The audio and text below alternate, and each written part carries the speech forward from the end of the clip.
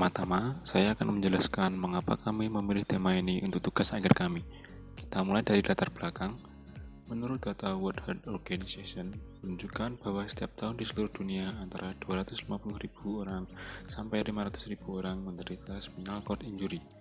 Dan pada tahun 2014, banyak 104 kasus spinal cord injury didaftarkan di Rumah Sakit Fatmawati, Jakarta. Akibat dari spinal cord injury inilah yang menyebabkan terjadinya paraplegia yang membuat para penderitanya mengalami gangguan fungsi motoris sehingga para penderita paraplegia akan mengalami drop foot yang akan membuat perjalanannya menjadi tidak normal. Dari latar belakang tadi, kami mendalami lagi dengan melakukan wawancara dengan Ibu Surya WAMD, FT, selaku fisioterapis di Rumah Sakit Muhammadiyah Ponorogo, mana hasilnya para penderita paraplegia harus menjalani terapi pada tulang belakang untuk bisa sembuh. Namun pada prosesnya terdapat sedikit kendala yang membuat terapi menjadi tidak maksimal. Yang pertama, pengamatan perkembangan masih secara manual menggunakan indera mata, sehingga setelah terapi tidak ada data spesifik yang dihasilkan. Yang kedua, memerlukan alat yang bisa memonitoring pergerakan kaki dan daya tekan kaki. Dan yang ketiga, memerlukan sebuah alat yang portable. Dari sinilah saya dan rekan saya memiliki sebuah ide untuk membuat sistem pengukuran sendi lower limb dan gait analysis guna membantu dalam proses pengamatan setelah terapi. Inilah diagram sistem dari sistem pengukuran sendi lower limb dan gait analysis, di mana terdapat 6 buah MPU 6050 yang ditempatkan pada hip, knee, ankle, kedua kaki. Selain itu, ada 4 buah FSR yang ditempatkan pada ibu jari dan tumit di kedua kaki. Dan hasil dari monitoring dengan alat ini akan ditampilkan pada aplikasi Delphi menggunakan modul pengiriman Bluetooth HC05. Inilah diagram sistem pengolahan data, di mana data hasil pengukuran akan difilter menggunakan MapFilter terlebih dahulu. Setelah itu akan dinormalisasi. Hasil dari normalisasi inilah yang digunakan untuk gait analisis dan pengukuran parameter lower limb.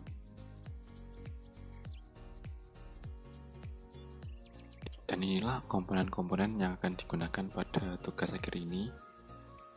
Yang pertama, ada box control.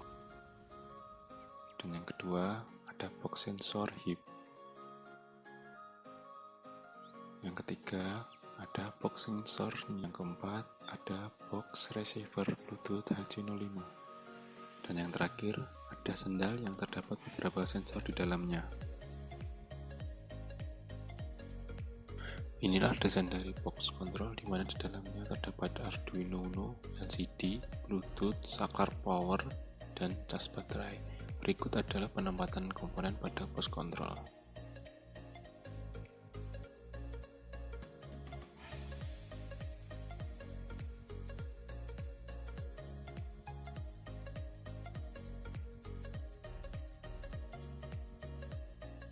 Inilah isi dari box sensor yang akan ditempatkan pada hip dan knee, di mana di dalamnya terdapat LED indikator, 2 soket penghubung, dan MPU 6050.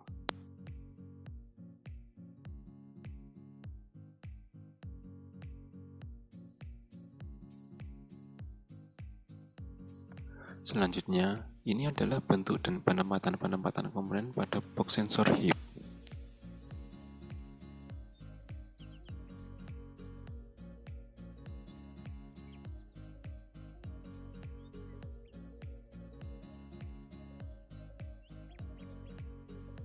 Lanjut ke box sensor knee. Untuk box sensor knee, dari bentuk hingga penempatan komponen sama persis dengan box sensor.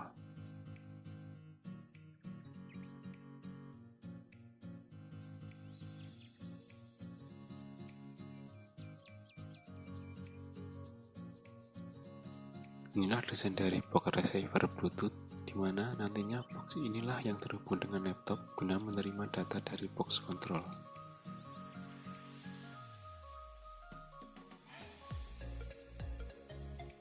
Yang terakhir, ini merupakan desain dari sendal sensor, di mana pada sendal ini terdapat 3 buah sensor, yaitu 2 buah FSR yang ditempatkan pada heel dan toe, kemudian ada MPU 6050 yang digunakan untuk mengukur pergerakan ankle.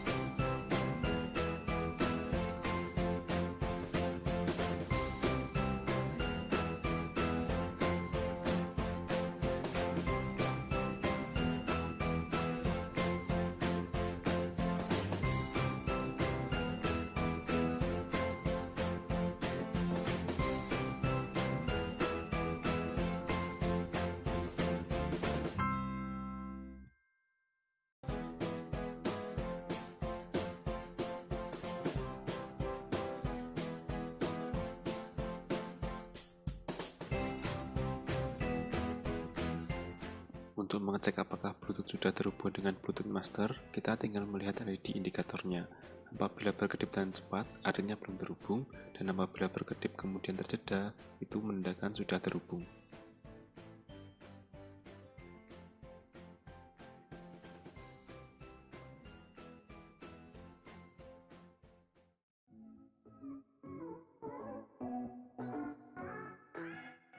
Untuk penempatan sensor pada lower lamp, saya menganut dari jurnal yang diterbitkan oleh Benedictus Indrajaya dan kawan-kawan, di mana pada gambar ini dijelaskan tentang penempatan sensor hip, knee, ankle, dan juga pergerakannya, yaitu ada pergerakan flexion yang artinya bernilai positif dan extension yang artinya bernilai negatif.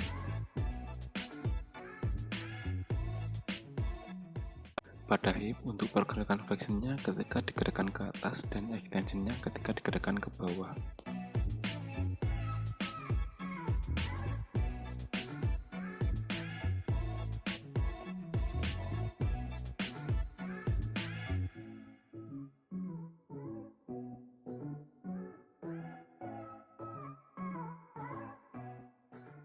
Pada knee, untuk pergerakannya berkebalikan dengan hip, di mana flexionnya ketika digerakkan ke bawah dan extensionnya ketika digerakkan ke atas.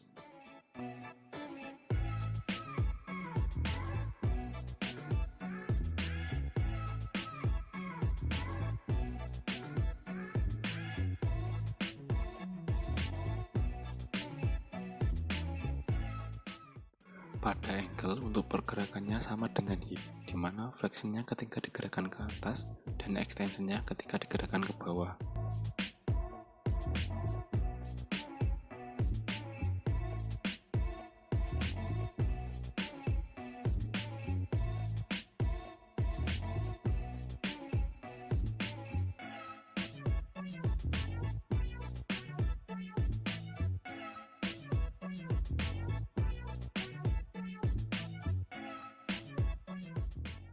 Untuk sensor pada heel dan toe mempunyai sistem pengukuran yang sama, yaitu ketika tidak tertekan akan bernilai 0 dan ketika tertekan akan bernilai 0 sampai 2.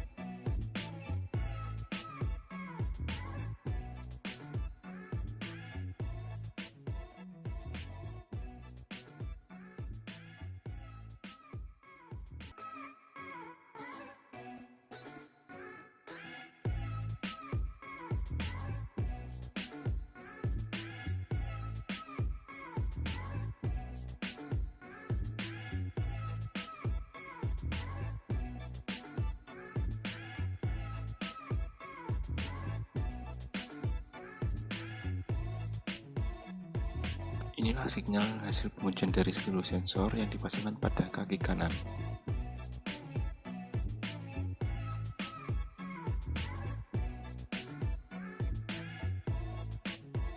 Dan ini merupakan sinyal hasil pengujian dari seluruh sensor yang dipasangkan pada kaki kiri.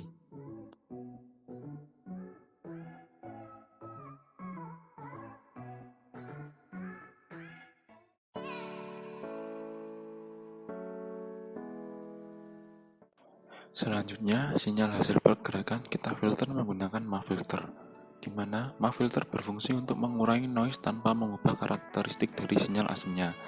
Untuk hasil dari MAF filter ditunjukkan oleh sinyal yang berwarna hijau, sedangkan sinyal yang berwarna merah merupakan sinyal asli hasil penerimaan data. Nah, kita cek per bagian apakah berhasil difilter dengan menggunakan MAF filter semua apa belum.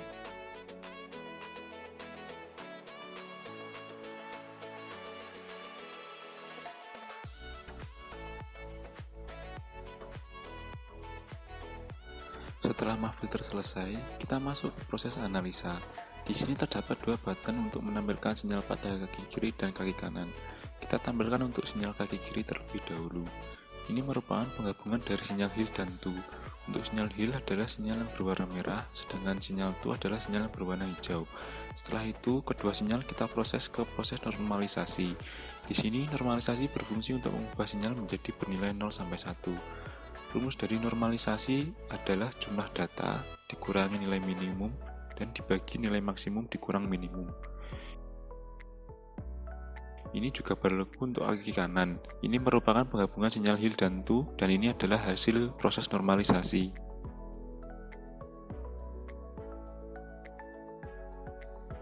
Setelah proses normalisasi, kita akan mendeteksi langkah.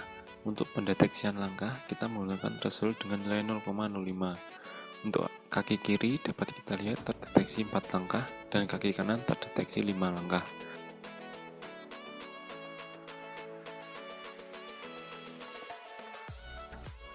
Pengambilan langkah didapat ketika sinyal Hill mulai naik dan berbatasan dengan threshold, maka di situ akan terdeteksi langkah.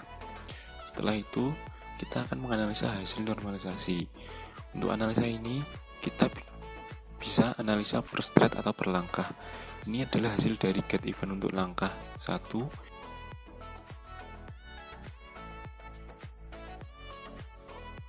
Ini hasil pengambilan sinyal hip, sinyal knee, sinyal ankle untuk langkah 1. Di sini juga berlaku untuk kaki kanan. Ini adalah pengambilan sinyal pada langkah 1.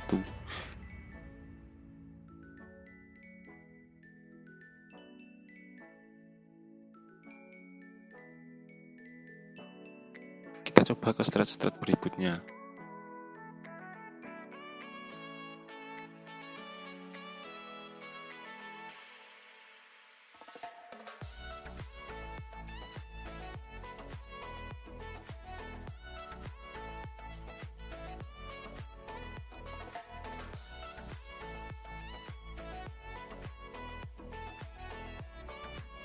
Setelah deteksi langkah selesai, maka pengambilan data dari get event pada sinyal Hill dan Tu akan menjadi acuan untuk menghitung nilai parameter kinematik pada sinyal hip, knee, dan ankle. Di sini dapat kita lihat pada langkah keempat, pendeteksian foot rate terjadi pada waktu ke-36. Begitu juga pengambilan pada hip juga sama, yaitu pada waktu ke-36.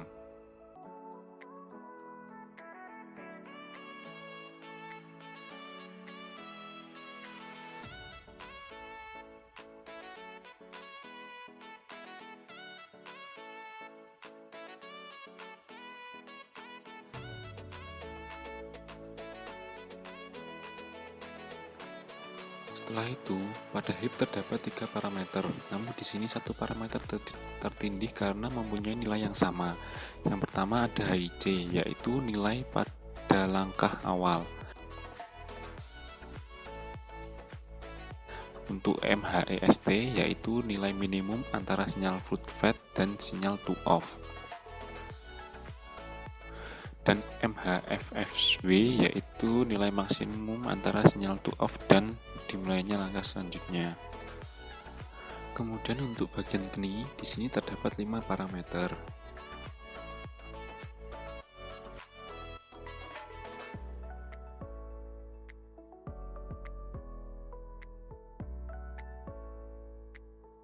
Dimulai dari KIC.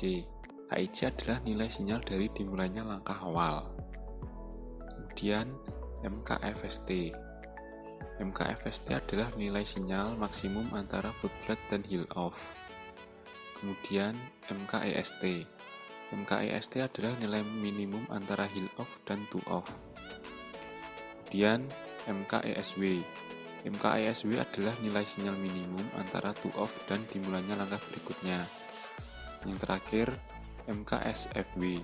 MKFSW adalah nilai maksimum antara to off dan dimulainya langkah berikutnya. Lanjut untuk bagian ankle, di sini juga terdapat 5 parameter. KIC adalah nilai sinyal dari dimulainya langkah awal. Untuk map ST adalah nilai sinyal minimum antara foot flat dan heel off. Untuk mat ST adalah nilai maksimum antara heel off dan to off. Untuk mat SW adalah nilai sinyal minimum antara to off dan dimulainya langkah selanjutnya. Yang terakhir, map SW. Pap SW adalah nilai maksimum antara to off dan dimulainya langkah berikutnya. Tadi semua juga berlaku untuk kaki kanan. Nah, dari hasil parameter tersebut akan dihitung nilai-nilainya dan juga standar deviasinya. Ini merupakan nilai parameter temporal dan juga standar deviasinya. Ini merupakan nilai parameter kinematik dan standar deviasi pada bagian hip. Ini merupakan nilai parameter kinematik dan standar deviasi pada bagian knee. Dan ini merupakan nilai parameter kinematik dan standar deviasi pada bagian ankle. Begitu juga pada kaki kanan juga akan dihitung nilai-nilai parameter dan standar deviasinya. Yang terakhir ada tab hub yang berisi pengertian tentang istilah-istilah dari semua parameter.